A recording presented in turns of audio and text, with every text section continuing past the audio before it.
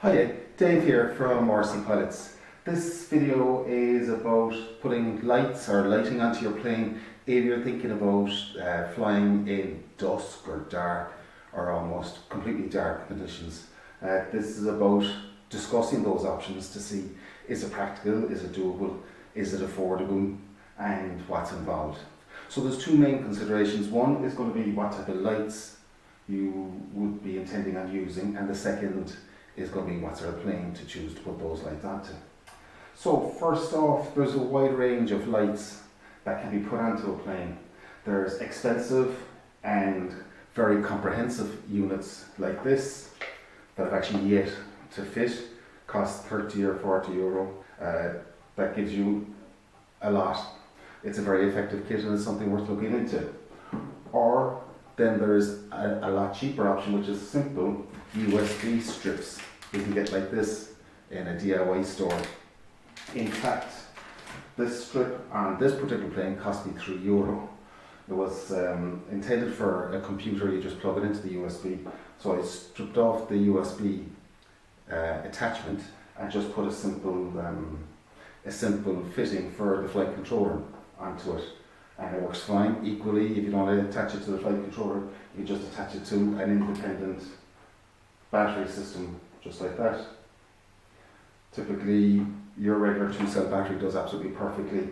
A lot of these USB lights are intended to be powered at 5 volts, which is absolutely fine. But if you look for a little more brightness, it's worth checking on Amazon to get LEDs that might cost a few dollars more, a few euro more, but they'll run on 12 volts DC. So they'll run on 12 volts and you'll get a brighter effect. So you got your simple LEDs that really shouldn't cost you more than $5 or $10 to fit. The single most important thing when you are fitting them is to actually point the light inwards. Don't point the light outwards. If you have it out, the light will be reflected out this way and you'll see ahead of you, but you won't be able to identify the plane. The whole idea of having lights at night, apart from looking good, is you need to be able to identify the orientation of the plane. So just simply attach them like this, helps, and then it shines through the wing. Try to distinguish between left and right if you can.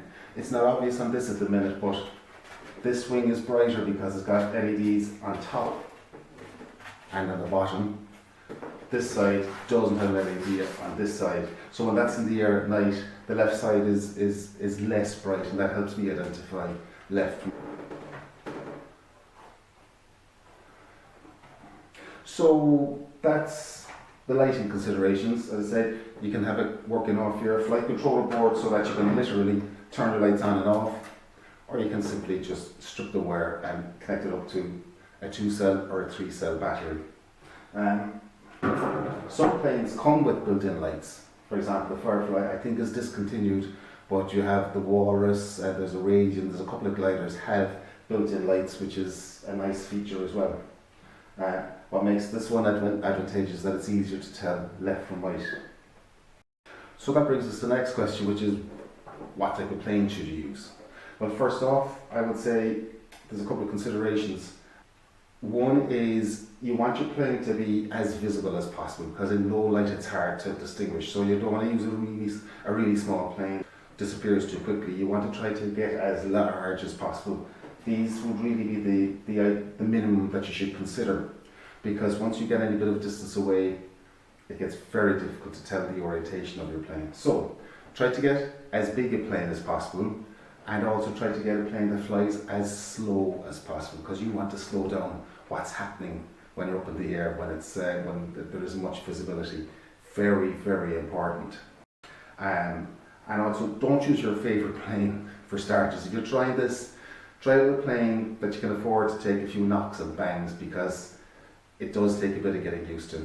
And while we're on that subject as well, I'd say get very comfortable flying that particular plane that you're going to choose to use by day, and be absolutely happy with how that works by day before you go into using it at night, because you're going to be relying more on your muscle memory skills, because there will be times when you sort of have these blackouts when you're not quite sure what's happening, and you need to be comfortable with the controls and how your plane reacts. And to that end, one other advantage, if you could have it, would be a gyro.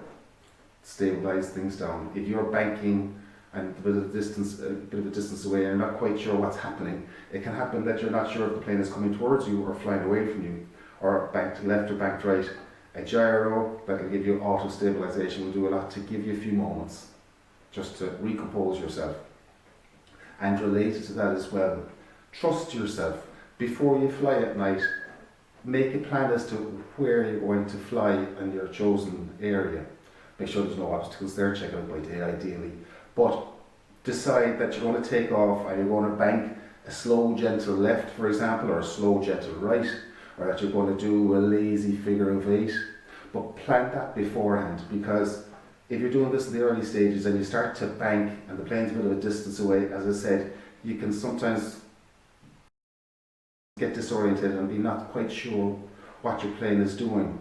Whereas if you're following a plan that you had in mind and you're just executing that, that too will help you feel more confident in controlling the plane. So one of the things to consider as well, if you're trying this first time out, don't try it. You might have great lights and really happy. Don't try it in the pitch dark. That's for later on. First steps, try it when it's beginning to get dark, when you're beginning to see the effect of the lights, but you also are able to see your surroundings. That's the best time to try this night flying and just get used to it. And then progress from flying at dusk to pure darkness if you want. In reality, flying, no matter how good your lights are, flying in pitch dark really is quite difficult. I found it very, very difficult. I'm not sure that people could do a lot better job than I could, but your plane flies away from you very, very quickly and all the lights begin to just sort of merge into one. You can have the strongest greens and reds and blues and all sorts. Once you get 100 meters away, all those lights begin to merge in together and it soon becomes very difficult to tell your orientation, what direction you're going in, or how the plane is banking left or right. So pitch dark isn't recommended until you're really, really comfortable. Fly slowly. Of course, you don't want to be on the point of stalling all the time, but fly slowly and keep nearby. Just get comfortable doing it.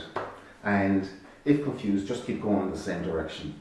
I know that might sound silly, but you can hit moments of a little bit of panic and you're wondering, where is the plane or what's happening? Just don't bother trying to immediately correct something. If it's on a flight path, let it there for another few moments, won't make any harm. Don't feel you all of a sudden have to yank the plane up or down or left or right. Just if you've planned your flight and you get a little bit confused for a moment, let it pass and let the plane come back around as you ordinarily would. So that's about it. I hope you found this interesting. I was surprised how affordable it is. As I said, this is the most expensive unit. I bought this and it cost, I think it was close to 40 odd US dollars approximately. I'm looking forward to fitting it. It should be a very, very comprehensive unit, but that's quite a bit of money. The best lights I've got so far are the ones on here, and they literally cost $3, €3 in a little DIY store. They're intended to be hooked into a computer and they work really, really well. This plane is a nice slow flyer. This plane is a nice slow flyer. This plane's a pig. She's not an easy plane to fly, regrettably. I think the model's discontinued. I'm not surprised. It's got a huge wing area that's very, very draggy, and the ailerons are out here, and its flight controls for me I found to be quite difficult.